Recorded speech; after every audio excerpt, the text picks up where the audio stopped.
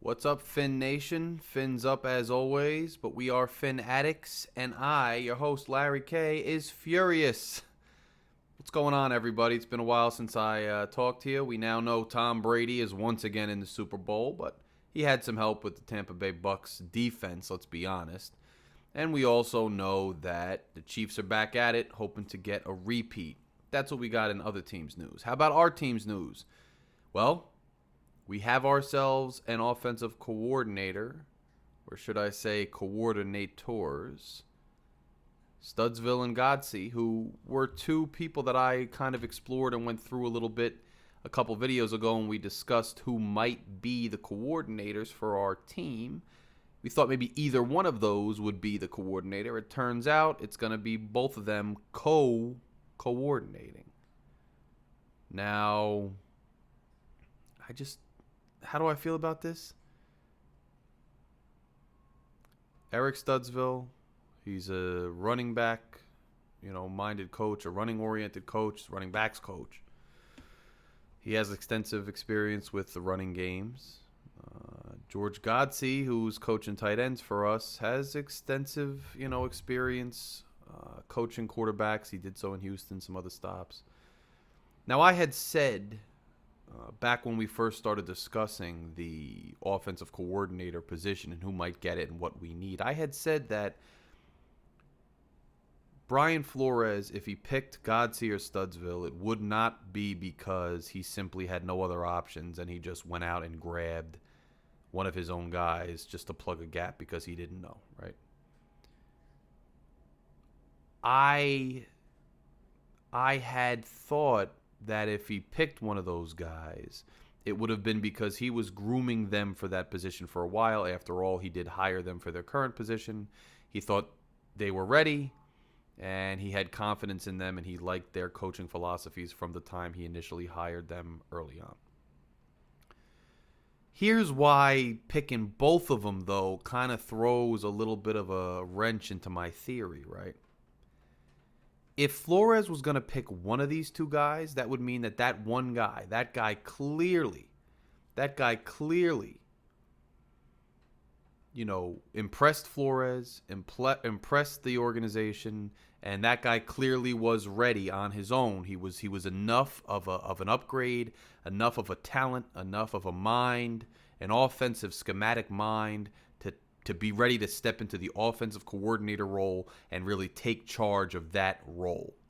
And if Flores had picked one of these guys to fill into that role because that guy was ready to take the reins and really develop this offense, build this offense around Tua, and really get going, that would make more sense to me.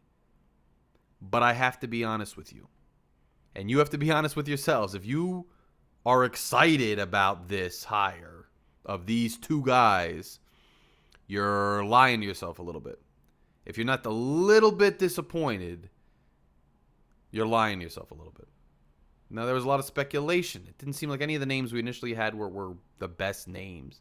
Pep Hamilton, Dorsey from the Bills. I mean, these were names that weren't having us jump for joy, but these were names that you thought maybe would be somebody from the outside who could bring a fresh set of eyes, a fresh set of philosophy, of a fresh ideas and a new personality into the fold to really take charge of the offense. Another thing I told you guys when we first started talking about the offensive coordinator position a few weeks ago was I thought because Flores was such a defensive-oriented coach, and I know he has experience with offense in the past, I get it, but his primary specialization has been in defense for the recent past, okay, even with this organization.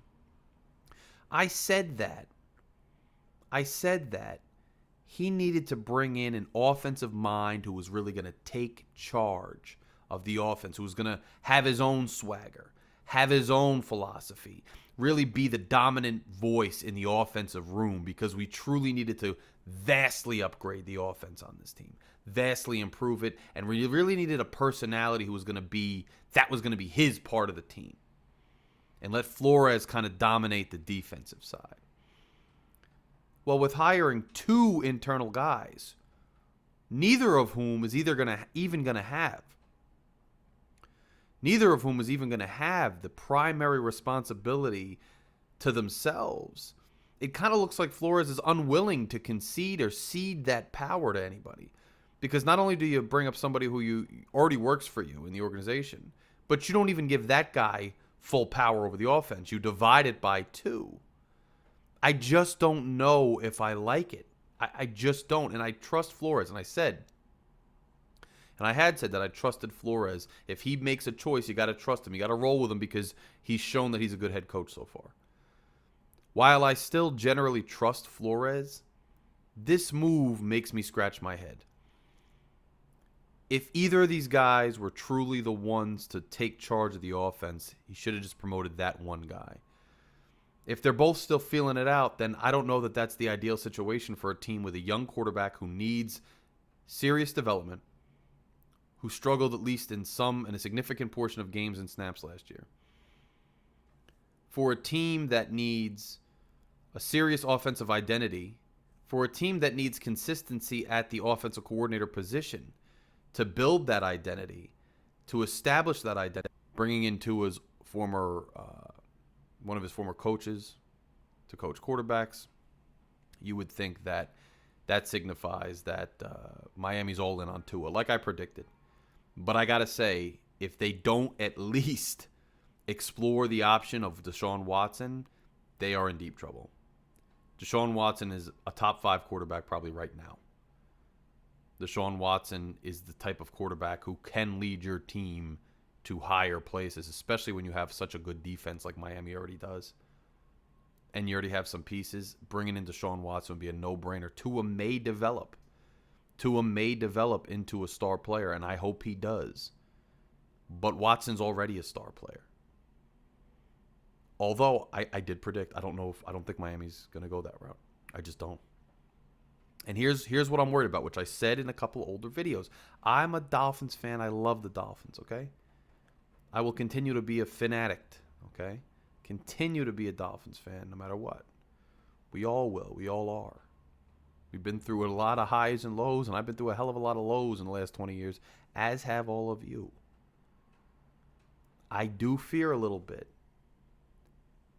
Look, we missed the playoffs last year, and I know it was 10-6. It was a great season by all accounts. It was a success. The defense was great. I get it. But at the end of the day, we still missed the playoffs, and we missed the playoffs because we got destroyed by the Buffalo Bills. A team that we should know, a team that we already played once in the year, a division rival, a team we should have at least played somewhat respectably, we got destroyed by.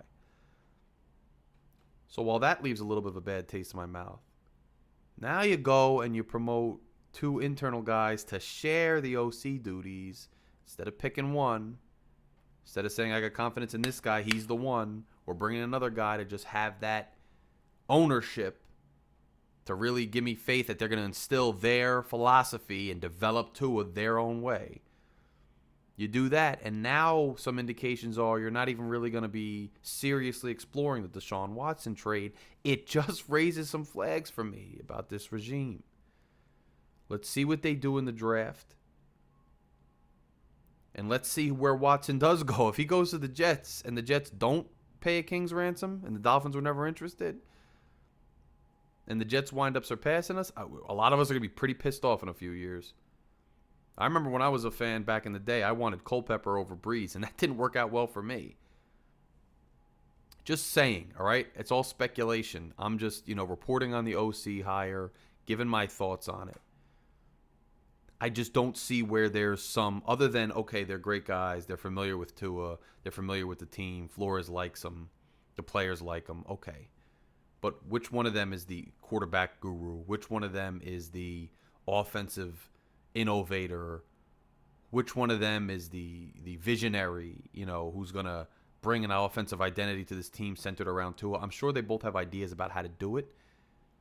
But when you're promoting both of them internally and Tua was struggling last year, I don't know. And I do fear that with, the way Tua played last year, this promotion, I hope we're not going, like I told you, I hope we're not going to that rinse-repeat 3-year thing with this regime, because I really like this regime. I think they have a ton of potential. I think Flores has a ton of potential. I think Tua has a ton of potential. That the team, the defensive players, they have a ton of potential. I just hope they are doing the right thing, because then if we have to rinse repeat next year, get a new OC, then that's 0 for 3 for Flores on OC hires.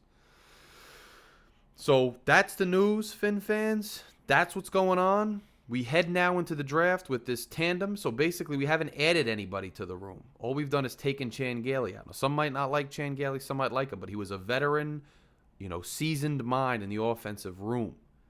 You're taking him out of the picture. You're probably taking Fitz out of the picture. So now you're going with the same team, the same brain trust, just minus people, not adding people, really. And you're going into the draft. Let's see what they do. I'll keep you apprised on the Watson stuff. Obviously, nothing's going to happen until they can start trading. Even though, look, the Rams already announced the trade for Matt Stafford, which was a huge trade. So other teams are doing blockbuster trades here for quarterbacks. We'll follow the Watson saga, although I think it'll drag out a little while. And we'll see if Miami or some other team scoops him up. It looks like the Jets are going to go hard for him. Look, and if the Jets pay a king's ransom for Watson, so much so that they have no supporting cast at all going forward, and then Watson is in purgatory and he just plays okay, but they never really go anywhere because they traded away everything they could have used to get him support, well, then that's the Jets' problem. All right, and I wouldn't have done that if I was the Dolphins. But then if they get him for a decent price and we just decided to say, no, we're not listening, and we're going to just support, promote these two internal OCs, and by the time we realize Tua needed somebody who was a really dominant offensive mind, it's too late, well, then we'll regret it. I'm not trying to just be down on the Fins. I know, look, I get a lot of down votes whenever I say things critical of the Fins a lot of times, it seems, and people don't want to hear it. But hey, I'm just trying to be objective. I'm just trying to be factual and truthful here.